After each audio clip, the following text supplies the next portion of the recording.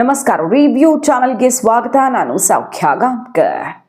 ಡಿ.ಕೆ. ಶಿವಕುಮಾರ್ ಅವ್ರಿಗೆ ಏನೂ ಸಿಕ್ಕಿಲ್ಲ, ದೆಹಲಿ ದಂಡಯಾತ್ರೆ ದಂಡವಾಗಿದೆ ಅನ್ನೋ ರಿಪೋರ್ಟ್ಸ್ ಬರ್ತಿರೋ ಹೊತ್ತಲ್ಲೇ ಡಿ.ಕೆ. ಶಿವಕುಮಾರ್ ಅವ್ರಿಗೆ ರಾಗ ಸಂದೇಶ, ಸ್ಪಷ್ಟ ಸಂದೇಶ ಬಂದಿದೆ. ಡಿ.ಕೆ. ಶಿವಕುಮಾರ್ ಅವ್ರಿಗೆ ಹಾಗಾದರೆ ರಾಗ ತಿಳಿಸಿದ ನಿರ್ಧಾರ ಏನು? ವೆರಿ ಇಂಟ್ರೆಸ್ಟಿಂಗ್ ರಿಪೋರ್ಟ್ ರಾಜ್ಯ ಕಾಂಗ್ರೆಸ್ನ ಬೆಳವಣಿಗೆ ಬಗ್ಗೆ ಡೀಟೇಲ್ಸ್ ಇಡ್ತಾ ಹೋಗ್ತೀವಿ. ಮಿಸ್ ಮಾಡಿದ್ರೆ ನಮ್ಮ ಚಾನಲ್ನ ಸಬ್ಸ್ಕ್ರೈಬ್ ಮಾಡಿ, ನಿಮ್ಮ ಅಭಿಪ್ರಾಯ ಕಮೆಂಟ್ ಮಾಡಿ ತಿಳಿಸಿ. ಎಸ್ ವೀಕ್ಷಕರೇ, ಇವಾಗ ನಾವು ಮೊದಲೇ ರಿಪೋರ್ಟ್ ಮಾಡಿದ್ವಿ. ಭಾನುವಾರದ ಭೇಟಿಗೆ ಡಿ.ಕೆ. ಶಿವಕುಮಾರ್ ಅವ್ರಿಗೆ ರಾಹುಲ್ ಗಾಂಧಿ ಸಿಗಲಿಲ್ಲ ಅನ್ನೋದು ಹೌದು. ಆದರೆ ಅದಕ್ಕಿಂತ ಮುಂಚೆಯೇ 15 ನಿಮಿಷ ಮಾತುಕತೆ ಆಗಿದೆ.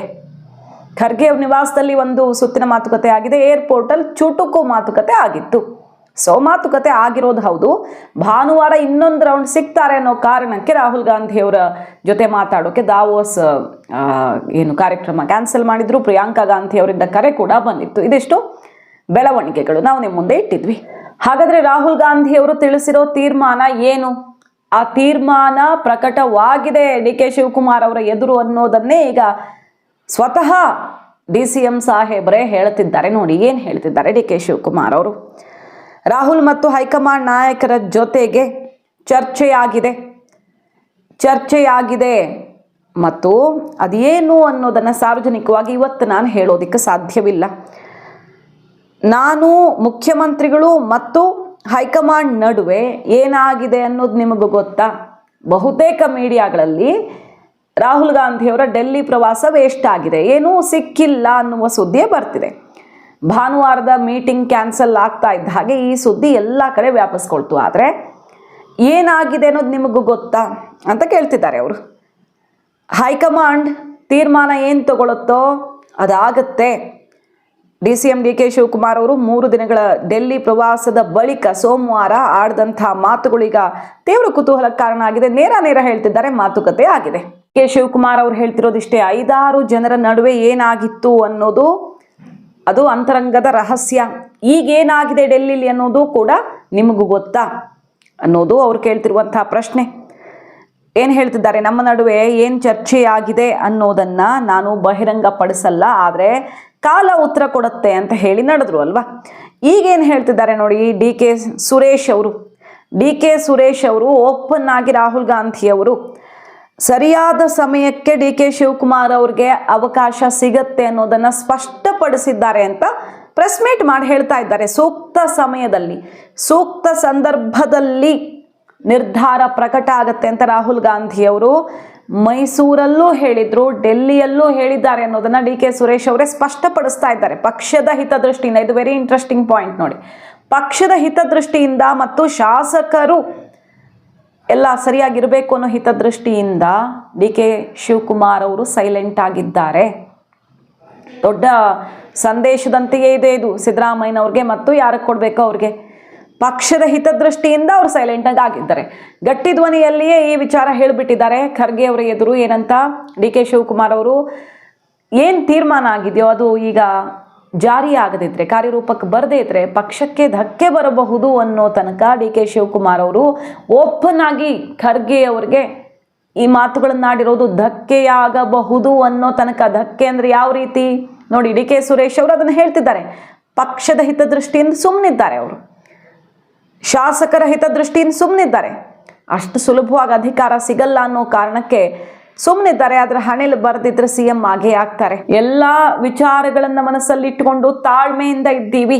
ಅವರೇ ಅಧ್ಯಕ್ಷರು ಬೇರೆ ಇರೋದ್ರಿಂದ ಪಕ್ಷದ ಶಿಸ್ತು ಕಾಪಾಡ್ಕೊಳ್ಬೇಕು, ಹಾಳಾಗಬಾರ್ದು ಅಂತ ಸುಮ್ಮನಿದ್ದಾರೆ. ಸೊ ನೇರ ಮೆಸೇಜು ಮತ್ತು ರಾಹುಲ್ ಗಾಂಧಿ ಅವರು ಏನು ಹೇಳಿದ್ದಾರೆ ಅನ್ನೋದನ್ನ ಸ್ಪಷ್ಟವಾಗಿ ಹೇಳ್ತಿದ್ದಾರೆ. ಯಾಕಂದ್ರೆ ಎಲ್ಲ ಕಡೆ ಬರಿಗೈಯಲ್ಲಿ ವಾಪಸ್ ಬಂದ್ರು ಅನ್ನೋ ಸುದ್ದಿ ಬರ್ತಾ ಇದ್ದ ಹಾಗೆ ಈಗ ಓಪನ್ ಆಗಿ ಮಾತಾಡೋಕೆ ನಿಂತ ಡಿ.ಕೆ. ಬ್ರದರ್ಸ್ ನೋಡಿ. ಅದರ ಜೊತೆಗೆ 40 ಶಾಸಕರ ಬಿಗ್ ನ್ಯೂಸ್ ಒಂದು ಬರ್ತಾ ಇದೆ. ವಿಶೇಷ ಅಧಿವೇಶನ ನಿಗದಿಯಾಗಿದೆಯಲ್ಲ ಜಿ ವಿರುದ್ಧ ಪ್ರತಿಭಟಿಸೋದಕ್ಕೆ ಮತ್ತು ಇದನ್ನು ಖಂಡಿಸಿ ನಿರ್ಣಯವನ್ನು ತಗೊಳ್ಳೋದಕ್ಕೆ ಅಂತ ಸರ್ಕಾರ ಸಿದ್ದರಾಮಯ್ಯನವ್ರ ನೇತೃತ್ವದಲ್ಲಿ ನಿರ್ಧಾರ ಆಯಿತು. ಈಗ 22ರಿಂದ ಸೆಷನ್ ಶುರುವಾಗುತ್ತೆ. ಈ ವಿಶೇಷ ಅಧಿವೇಶನದ ಮುಂಚಿನ ದಿನ ಡಿ.ಕೆ. ಬೆಂಬಲಿತ 40 ಶಾಸಕರು ಸೇರ್ತಾರಂತೆ. ಅಂದರೆ ಅಧಿವೇಶನದ ಸಮಯದಲ್ಲಿಯೇ ಈ ಮೀಟಿಂಗ್ ನಡೆಯೋದ್ರಿಂದಾಗಿ ಜೋರಾಗಿ ಡೆಲ್ಲಿಗೆ ಹೋಗುತ್ತೆ ಸಂದೇಶ. 40 ಶಾಸಕರು ಒಟ್ಟಿಗೆ ಸೇರಲಿದ್ದಾರೆ. ಡಿ.ಕೆ. ಶಿವಕುಮಾರ್ ಅವರ ತವರಿನ ಶಾಸಕರ ನೇತೃತ್ವದಲ್ಲೇ ಈ ಅರೇಂಜ್ಮೆಂಟ್ ಆಗಿದೆಯಂತೆ. ಅಂದರೆ ಡಿ ಕೆ ಶಿವಕುಮಾರ್ ಅವ್ರ ಜೊತೆ ಓಪನ್ ಆಗಿ ಗುರುತಿಸ್ಕೊಂಡು ನೇರ ಹೈಕಮಾಂಡ್ಗೆ ಸೆಡ್ ಹೊಡೆಯೋ ರೀತಿ ಮಾತಾಡ್ತಿರೋರು ಒಂದು 10 ಜನ ಕಾಣಿಸ್ತಾ ಇದ್ರು. ಈಗ 40 ಶಾಸಕರನ್ನ ಒಟ್ಟಿಗೆ ಕೂರಿಸಲಿದ್ದಾರೆ ಡಿ ಕೆ ಅನ್ನೋದು ವೆರಿ ಇಂಟ್ರೆಸ್ಟಿಂಗ್ ಡೆವಲಪ್ಮೆಂಟ್. ಇಲ್ಲಿ ಕೊಡ್ತಿರೋ ಸಂದೇಶ, ಶಾಸಕರು ಮತ್ತು ಪಕ್ಷದ ಹಿತದೃಷ್ಟಿಯಿಂದ ತಾಳ್ಮೆಯಿಂದ ಇದ್ವಿ, ನಾವು ಇಷ್ಟು ದಿನ ತಾಳ್ಮೆಯಿಂದ ಇದ್ದೀವಿ, ಈಗಲೂ ಶಿಸ್ತು ಹಾಳಾಗಬಾರ್ದು, ಅವರೇ ಅಧ್ಯಕ್ಷರು ಅಂತ. ಅಭಿವೃದ್ಧಿಗೆ ಕುಂಠಿತ ಆಗುವಂತ ಬೆಳವಣಿಗೆಗಳು ಯಾವುದು? ಈ ಜಾತಿ ಮೇಲೆ ನಡೆಯುವಂತ ರಾಜಕಾರಣಗಳು. ಸೊ ಶಿವಕುಮಾರ್ ಅವರು ಯಾವತ್ತೂ ಕೂಡ ಪಕ್ಷಕ್ಕೆ ನಿಷ್ಠರಾಗಿದ್ದಾರೆ ಹೊರತು ವ್ಯಕ್ತಿಗೆ ನಿಷ್ಠರಾಗಿಲ್ಲ. ಅವರು ಪ್ರತಿ ಭಾಷಣದಲ್ಲೂ ಕೂಡ ಹೇಳ್ತಾನೆ ಇರ್ತಾರೆ, ನಾನು ಪಕ್ಷಕ್ಕೆ ನಿಷ್ಠೆಯಿಂದ ಇದ್ದೇನೆ ಅಂತ ಹೇಳಿ. ಕೆಲವರು ವ್ಯಕ್ತಿಗೆ ನಿಷ್ಠೆಯಿಂದ ಇರ್ತಾರೆ, ಸೊ ಕೆಲವರು ಅಧಿಕಾರಕ್ಕೋಸ್ಕರನೇ ಇರ್ತಾರೆ. ಸೊ ಡಿ ಕೆ ಶಿವಕುಮಾರ್ ಅವರು ಮೊದಲಿಂದನೂ ಕೂಡ ಎಲ್ಲಾ ತರದ ನೋವುಗಳನ್ನ, ಕಷ್ಟವನ್ನ ಪಕ್ಷದ ಜೊತೆ, ಪಕ್ಷದಲ್ಲಿ ಅಧಿಕಾರ ಇದ್ದಾಗ, ಇಲ್ಲದೆ ಇದ್ದಾಗ ಎಲ್ಲ ಸಂದರ್ಭದಲ್ಲೂ ಕೂಡ ಇದ್ದಾರೆ. ಸೊ ಹಾಗಾಗಿ ಎಲ್ಲವನ್ನು ಕೂಡ ತಾಳ್ಮೆಯಿಂದ ನೋಡ್ತಾ ಇದ್ದಾರೆ.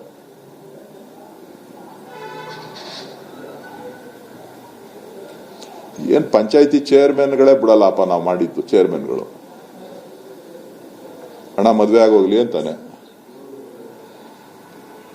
ಹಣ 15 ದಿನ ಇನ್ವಿಟೇಷನ್ ಅಲ್ಲಿ ಹೆಸರು ಹಾಕ್ಸ್ಕೊಬಿಡ್ತೀನಿ ಅಂತಾನೆ, ಹಣ ಮಾರ್ಚ್ ಎಂಡ್ ಮುಗಿದೋಗ್ಲಿ ಅಂತಾನೆ.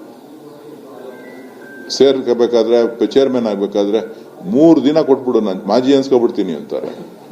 ಏನ್ ಮಾಡಕ್ ಆಯ್ತಿದೆ? ಅದು ರಾಜಕಾರಣದಲ್ಲಿ ನಂಬಿಕೆಗಳು ಬಹಳ ಮುಖ್ಯ ಆಗ್ತದೆ.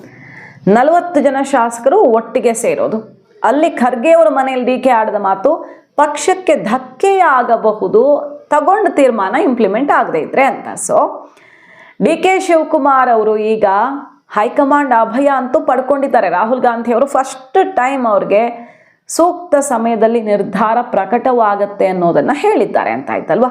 ಆದ್ರೆ ಅದು ಮತ್ತೆ ಡಿಲೇ ಆಗ್ತಾ ಹೋಗಬಾರ್ದು. ತನ್ನಗೂ ಕೂಡ ಒತ್ತಡ ಸೃಷ್ಟಿಸುವಂತಹ ಬಲ ಇದೆ. ಶಾಸಕರ ಬಲ ಇಲ್ಲ ಅವ್ರಿಗೆ. ಸಿದ್ದರಾಮಯ್ಯನವರೇ ಅಲ್ಟಿಮೇಟ್ ಅಂತ ಏನು ರಿಪೋರ್ಟ್ ಕಾರ್ಡ್ ಇಡ್ತಾನೆ ಇರ್ತಾರಲ್ವಾ ಸಿದ್ದು ಬಣದವರು. ಬಟ್ ಶಾಸಕರ ಬಲ ನನಗಿದೆಯಾ ಇಲ್ವಾ ಅನ್ನೋದನ್ನು ತೋರಿಸಿ ಡಿ ಕೆ ಶಿವಕುಮಾರ್ ಅವರು ಕೊಟ್ಟ ಮಾತನ್ನು ನೆನಪಿಸ್ತಾ ಇದ್ದಾರೆ. ಮತ್ತೆ ವೇಣುಗೋಪಾಲ್ ಅವ್ರ ಮುಂದೆ ತುಂಬಾ ಎಮೋಷನಲ್ ಆಗಿಬಿಟ್ಟಿದ್ದಾರಂತೆ ಡಿ ಕೆ ಶಿವಕುಮಾರ್ ಅವರು. ವೇಣುಗೋಪಾಲ್ ಅವ್ರ ಜೊತೆ ಮಾತಾಡುವಾಗ ನಾನು ಯಾವ ರೀತಿ ನಿಷ್ಠೆಯಿಂದಿದ್ದೀನಿ, ಮತ್ತು ನಾನು ಪಕ್ಷಕ್ಕೆ ಏನು ದ್ರೋಹ ಮಾಡಿದ್ದೀನಿ, ಈ ರೀತಿಯ ದೂರುಗಳನ್ನು ಕೊಟ್ಟು ನನ್ನ ವಿರುದ್ಧ ಅಪಪ್ರಚಾರ ಮಾಡೋದು ಇದೆಲ್ಲ ನಡೀತಿರ್ತಾ, ತಲೆ ಕೆಡಿಸ್ಕೊಳ್ಳಲ್ಲ. ಆದರೆ ಪಕ್ಷಕ್ಕೋಸ್ಕರ ನಾನೇನು ಮಾಡಿದ್ದೀನಿ ಅನ್ನೋದು ನಿಮಗೂ ಗೊತ್ತು ಅಂತ ಬಹಳ ಎಮೋಷ್ನಲ್ ಆಗಿಬಿಟ್ಟಿದ್ದಾರಂತೆ. ಸೊ ಎಲ್ಲ ನಾಯಕರನ್ನು ಡಿ ಕೆ ಶಿವಕುಮಾರ್ ಅವರು ಭೇಟಿಯಾಗಿ ಬಂದಿದ್ದಾರೆ. ರಾಹುಲ್ ಗಾಂಧಿ ಅವರು ಸೂಕ್ತ ಸಮಯದ ನಿರ್ಧಾರವನ್ನು ಪ್ರಕಟಿಸಿದ್ದಾರೆ. ವಿಶೇಷ ಅಧಿವೇಶನದ ಬಳಿಕ ಡಿ ಕೆ ಶಿವಕುಮಾರ್ ಅವ್ರಿಗೆ ಆ ಸುದ್ದಿ ಬರಬಹುದು. ಯಾಕಂದರೆ ಫೆಬ್ರವರಿ 2 ಅಂತ ಡೇಟ್ ಫಿಕ್ಸ್ ಆಗಿದೆ. ಈ ತಿಂಗಳ ಕೊನೆ ತನಕ ಈ ಅಧಿವೇಶನ ನಡೆಯುತ್ತೆ. 22ರಿಂದ 31 ತನಕ ಅಧಿವೇಶನ ನಡೆಯುತ್ತೆ. 2ನೇ ತಾರೀಕು ಫೆಬ್ರವರಿ ನಿರ್ಧಾರವನ್ನು ರಾಹುಲ್ ಗಾಂಧಿ ಅವರು ಪ್ರಕಟಿಸಲಿದ್ದಾರೆ ಅನ್ನೋದು ವಿಷಯ ಸಿಗ್ತಿರೋದು. ಖರ್ಗೆ ಅವರ ಸಂಪೂರ್ಣ ಬೆಂಬಲ ಸಿಕ್ಕಿದೆ. ಪ್ರಿಯಾಂಕ್ ಖರ್ಗೆ ಅವರು ಕೂಡ ಈ ಮಾತನ್ನ ಈಗ ಹೇಳಿದ್ದಾರೆ.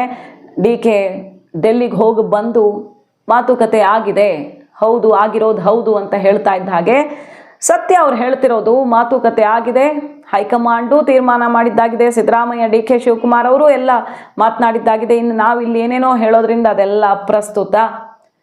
ನಮ್ಮ ಮನೆಯಲ್ಲೂ ಮಾತುಕತೆ ಆಗಿದೆ ಅನ್ನೋ ತನಕ ಅವರು ಓಪನ್ ಆಗಿ ಹೇಳಿದ್ದಾರೆ. ಸೊ ಖರ್ಗೆ ಅವರಿಗೂ ಕೂಡ ಡಿ ಕೆ CM ಆಗೋದು ಇಷ್ಟ ಇರೋದ್ರಿಂದ ಸ್ಪಷ್ಟವಾಗಿ ಕಾಣಿಸ್ತಾ ಇದೆ.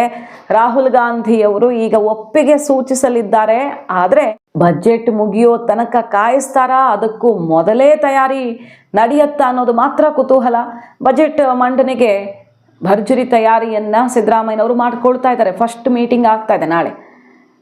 ಎಲ್ಲ ಈ ಬಜೆಟ್ನ ಪೂರ್ವ ತಯಾರಿಯ ಮೊದಲನೇ ಮೀಟಿಂಗನ್ನು ಶುರು ಮಾಡೇ ಬಿಟ್ಟಿದ್ದಾರೆ ಸಿದ್ದರಾಮಯ್ಯನವರು. ಸೊ ಕಡೆ ಪಕ್ಷ ತಡ ಅಂದ್ರೂ ಬಜೆಟ್ ಮಂಡಿಸಿ ತಕ್ಷಣ ಅವ್ರು ಇಳಿಬೇಕು. ಒಟ್ಟ ಮಾತಿನಂತೆ ನಡ್ಕೊಳ್ಳೋದು ಕನಕಪುರದ ಮಣ್ಣಿನ ಗುಣ ಅಂತ ಬೇರೆ ಡಿ ಕೆ ಸುರೇಶ್ ಅವರು ಓಪನ್ ಮೆಸೇಜ್ ಕೊಟ್ಟಿರೋದು ನೋಡಿ. ಈ ಹೊತ್ತಲ್ಲಿ ಡಿ ಕೆ ಶಿವಕುಮಾರ್ ಅವ್ರು ಏನು ಹೇಳ್ತಿದ್ದಾರೆ, ಹೈಕಮಾಂಡ್ ಒಳ್ಳೆ ಸುದ್ದಿ ಕೊಡುತ್ತೆ ಅಂತ ನನ್ನ ಸಹೋದರ ನಮ್ಮ ಕಡೆಯವರೆಲ್ಲ ಹೇಳ್ತಿದ್ದಾರೆ. ನಾವೆಲ್ಲ ಜೊತೆಗೆ ಸೇರಿ ಮಾತಾಡಿದ್ದೀವಿ ಅನ್ನೋದು ಒಳ್ಳೆ ಸುದ್ದಿನೇ. ನನ್ನ ವಿಚಾರದಲ್ಲಿ ಪಕ್ಷ ಏನು ಹೇಳುತ್ತೆ ಅದಾಗತ್ತೆ. CM ಒಮ್ಮತದ ತೀರ್ಮಾನ, ನಾನು ಮತ್ತು CM ಒಮ್ಮತ ತೀರ್ಮಾನನೇ ತಗೊಳ್ತಾ ಇದ್ದೀವಿ ಅಂತ ಅವರು ಹೇಳ್ತಿದ್ದಾರೆ. ಸಿದ್ದರಾಮಯ್ಯನವ್ರನ್ನ ಕೇಳಿದ್ರೆ ಏನು ಹೇಳ್ತಿದ್ದಾರೆ, ನನ್ನನ್ನು ಹೈಕಮಾಂಡ್ ಕರೆದ್ರೆ ಖಂಡಿತ ಹೋಗ್ತೀನಿ, ಬೆಳಗಾವಿಯಲ್ಲಿ ಅವರು ಆನ್ಸರ್ ಮಾಡ್ತಿರೋದು. ಮತ್ತೆ ಈ ಹೊತ್ತಲ್ಲಿ ಇನ್ನೂ ಒಂದು ಮೀಟಿಂಗ್ ಆಗಿದೆ. KJ ಜಾರ್ಜ್ ಅವರು ಹಿರಿಯ ಮುಖಂಡ AK ಆಂಟೋನಿ ಅವ್ರನ್ನ ಭೇಟಿ ಮಾಡಿದ್ದಾರೆ. ಅಂದ್ರೆ ಸೋನಿಯಾ ಗಾಂಧಿ ಅವ್ರ ಜೊತೆನೂ ಜಾರ್ಜ್ ಅವ್ರದ್ದು ಮಾತುಕತೆ ಆಗಿದೆ ಅಂತ ಸುದ್ದಿ. ರಾಹುಲ್ ಗಾಂಧಿ ಅವರಂತೂ ನೇರವಾಗಿ ಕರೆಸ್ಕೊಂಡಿದ್ದಾರೆ ಜಾರ್ಜ್ ಅವ್ರನ್ನ. ಮತ್ತೆ ಈಗ AK ಆಂಟೋನಿ ಅವ್ರನ್ನ ಭೇಟಿ ಆಗಿದ್ದಾರೆ. ಸೀನಿಯರ್ ಲೀಡರು, ಅಂದ್ರೆ ಯಾವುದೇ ರಾಜ್ಯದಲ್ಲಿ ನಿರ್ಣಾಯಕ ಬೆಳವಣಿಗೆ ಆಗುವಾಗ, ದೊಡ್ಡ ನಿರ್ಧಾರ ತಗೊಳ್ಳುವಾಗ ಅಲ್ಲಿ ಮಧ್ಯಸ್ಥಿಕೆ ವಹಿಸೋಕೆ ಒಬ್ರು ಬೇಕಾಗತ್ತೆ. KJ ಜಾರ್ಜ್ ಅವರು ಸಿದ್ದರಾಮಯ್ಯನವರು ಆಪ್ತರಾಗಿರೋದ್ರಿಂದಾಗಿ ಅವರನ್ನೇ ಅಖಾಡಕ್ಕೆ ಇಳಿಸೋದಕ್ಕೆ ರಾಹುಲ್ ಗಾಂಧಿ ಅವರೇ ಸ್ವತಃ ಅವರನ್ನು ಕರೆಸ್ಕೊಂಡಿರೋದು, ಇವರಾಗಿ ಹೋಗಿರೋದಲ್ಲ. ಸೊ ಅವ್ರಿಗೊಂದು ಟಾಸ್ಕ್ ಕೊಟ್ಟಿದ್ದಾರೆ ಅನ್ನೋದು ಕ್ಲಿಯರ್ ಕಟ್ ಆಗಿ ಕಾಣಿಸ್ತಿದೆ. ಜಾರ್ಜ್ ಅವರನ್ನು ಕರೆಸಿದ್ದಾರೆ ಅಂದ್ರೆ ಈ ಬಗ್ಗೆ ರಿಪೋರ್ಟ್ ಇಟ್ಟಿದ್ವಿ.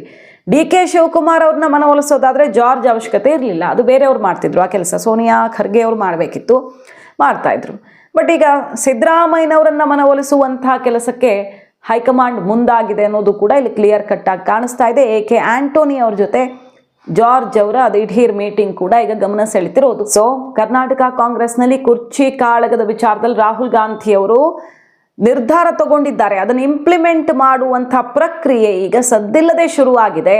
ಅದು ಯಾವಾಗ ಇಂಪ್ಲಿಮೆಂಟ್ ಆಗುತ್ತೋ, ಎಷ್ಟು ದಿನ ಆಗುತ್ತೋ ಅನ್ನುವಂಥ ಆತಂಕವೇ ಈಗ DK ಶಿವಕುಮಾರ್ ಅವ್ರ ಮಾತಲ್ಲಿ ಕಾಣಿಸ್ತಾ ಇರೋದು. ಮಾಹಿತಿ ಇಷ್ಟ ಆಗಿದ್ರೆ ಮಿಸ್ ಮಾಡದೆ ನಮ್ಮ ಚಾನಲ್ನ ಸಬ್ಸ್ಕ್ರೈಬ್ ಮಾಡಿ, ನಿಮ್ಮ ಅಭಿಪ್ರಾಯ ಕಮೆಂಟ್ ಮಾಡಿ ತಿಳಿಸಿ. Thank you.